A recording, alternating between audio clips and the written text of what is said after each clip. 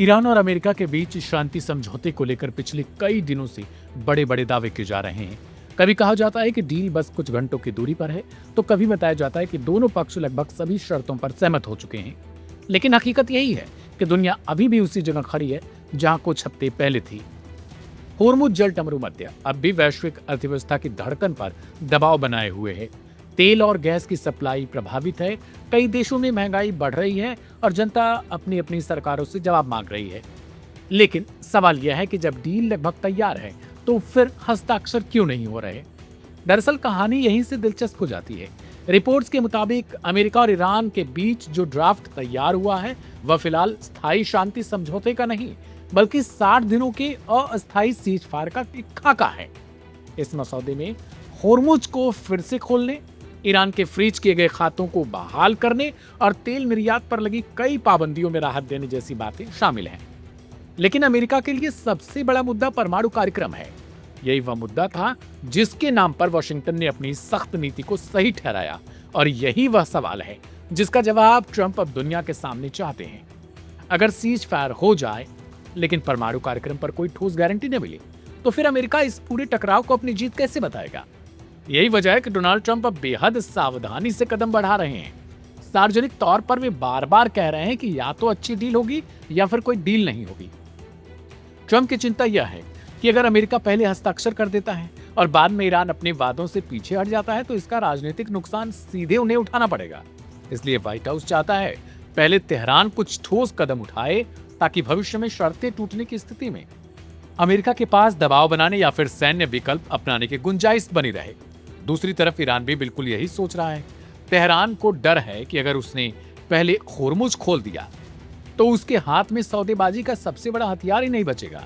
इसी गतिरोध को ईरान के वरिष्ठ नेता और वार्ताकार मोहम्मद बागेर गालिबाफ ने भी खुलकर स्वीकार किया। इसके अलावा खुद ईरानी विदेश मंत्री अब्बास अराक्ची भी इस बात पर सहमति जताते रहे हैं। उनका कहना है कि ईरान अब केवल शब्दों पर भरोसा नहीं करेगा, बल्कि पहले कार्रवाई देखना चाहता है, यानी पहले आप। उनका साफ संदेश भी था कि दूसरे पक्ष के कदम उठाने से पहले तेहरान कोई बड़ा फैसला नहीं करेगा। यही वजह की बातचीत आगे बढ़ने के बावजूद समझौते पर अंतिम मुहर नहीं लग पा रही। ईरान के भीतर भी अंतिम निर्णय सर्वोच्च नेतृत्व की मंजूरी से जुड़ा हुआ है और वहां भी सावधानी का रुख दिखाई दे रहा। लेकिन इस पूरे घटनाक्रम की सबसे बड़ी तस्वीर शायद कहीं और है। कुछ साल पहले तक अमेरिका खुद को ऐसी ताकत मानता था जो शर्तें तय करता है और बाकी दुनिया उन्हें मानती है।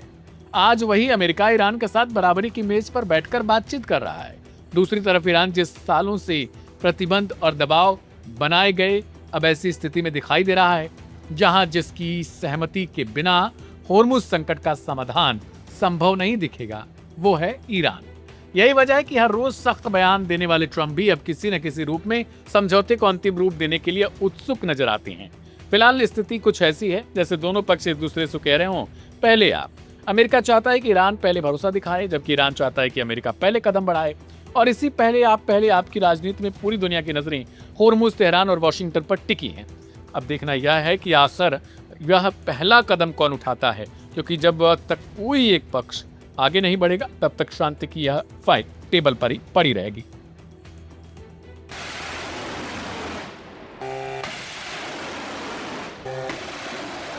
मिडिल ईस्ट में चल रहा तनाव थमने का नाम नहीं ले रहा। हर गुजरते दिन के साथ हालात और ज्यादा गंभीर होते जा रहे हैं।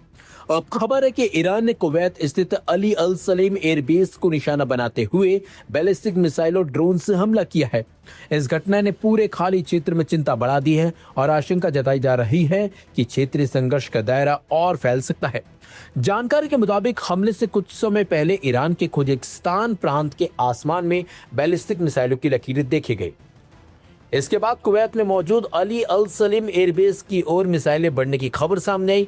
शुरुआती रिपोर्टों में दावा किया गया कि एयरबेस पर तैनात पेट्रियट एयर डिफेंस सिस्टम ने कम से कम एक मिसाइल को हवा में ही रोक लिया। हालांकि हमले से हुए नुकसान और हताहतों को लेकर आधिकारिक जानकारी सीमित है।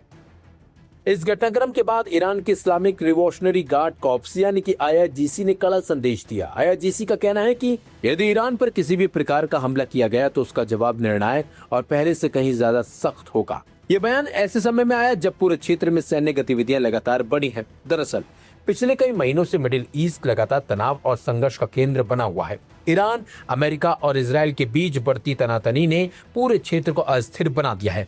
खाड़ी देशों में अमेरिकी सैन्य ठिकानों की मौजूदगी भी इस संघर्ष को और ज्यादा संवेदनशील बना रही है। ईरान लंबे समय से आरोप लगाता रहा है कि क्षेत्र में अमेरिकी सैन्य अड्डों का इस्तेमाल उसके खिलाफ किया जा रहा है, जबकि अमेरिका और उसके सहयोगी देशों का कहना है कि उनकी सैन्य मौजूदगी क्षेत्रीय सुरक्षा के लिए जरूरी है। विशेषज्ञों का मानना है कि कुवैत स्थित एयरबेस पर हुआ यह हमला केवल एक सैन्य कार्रवाई नहीं बल्कि एक राजनीतिक और रणनीतिक संदेश भी है। ईरान यह दिखाने की कोशिश कर रहा है कि अगर उसके हितों या उसकी सुरक्षा को चुनौती दी गई तो वह सीधे सीधे जवाब देने में पीछे नहीं हटेगा। इस पूरे संघर्ष का असर सिर्फ सैन्य मोर्चे तक सीमित नहीं है। तेल उत्पादन और समुद्री व्यापार के लिए बेहद महत्वपूर्ण खाड़ी क्षेत्र में बढ़ते तनाव से वैश्विक ऊर्जा बाजार भी प्रभावित हो रहे हैं। तेल की कीमतों में उतार चढ़ाव बढ़ गया है और कई देशों को आशंका है कि अगर हालात और ज्यादा बिगड़े तो वैश्विक अर्थव्यवस्था पर भी इसका पूरा और बुरा असर पड़ सकता है। फिलहाल दुनिया की नजरें मिडिल ईस्ट पर टिकी हुई हैं। सवाल यही है कि क्या यह हमला सिर्फ एक चेतावनी है या फिर क्षेत्र में किसी बड़ी संघर्ष की शुरुआत। आने वाले दिनों में अमेरिका, कुवैत और अन्य खाड़ी देशों की प्रतिक्रिया यह करेगी तय कि यह तनाव बातचीत की मेज पर पहुंचेगा या फिर जंग का दायरा और ज्यादा बढ़ेगा।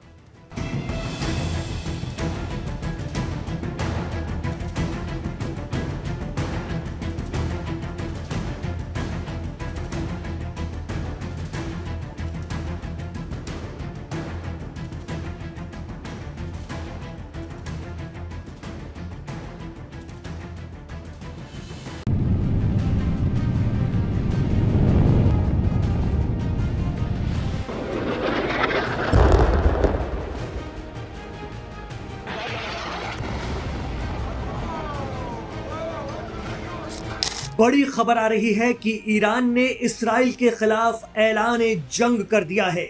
ईरान की सबसे ताकतवर और एलीट फोर्स पासदारान इस्लाम यानी IRGC ने इसराइल को दुनिया के नक्शे से मिटाने की कसम खा ली है।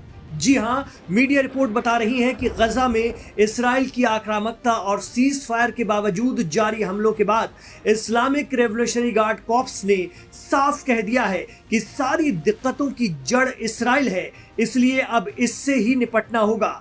ईरान की IRGC ने ट्रंप के सारे शांति प्रस्ताव, चाहे वो गजा के लिए हो या ईरान के लिए, उन्हें सिर्फ कत्लेआम, मर्डर और आतंक का एजेंडा करार दिया है।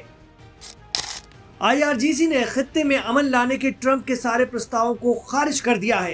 गजा में हमास कमांडरों पर अटैक को ईरान ने पूरे इस्लामिक रेजिस्टेंस पर हमला माना है। दरअसल हमास भी ईरान के एक्सेस ऑफ रेजिस्टेंस का हिस्सा है और फिलिस्तीन की आज़ादी ईरान की फॉरेन पॉलिसी का हिस्सा है, जिसको लेकर वो इसराइल को अपना नंबर 1 दुश्मन मानता है। और इसराइल भी यही चाहता है कि ईरान में इस्लामिक रेवोल्यूशन की रिजीम का वजूद किसी भी तरह से खत्म कर दिया जाए। ईरान का मानना है कि अमेरिका और इसराइल मिलकर इस इलाके में शांति के नाम पर सिर्फ बेगुनाहों का खून बहा रहे हैं। इसराइल तो गजा से लेकर लेबनान तक सीज फायर की खुली धज्जियां उड़ाता है।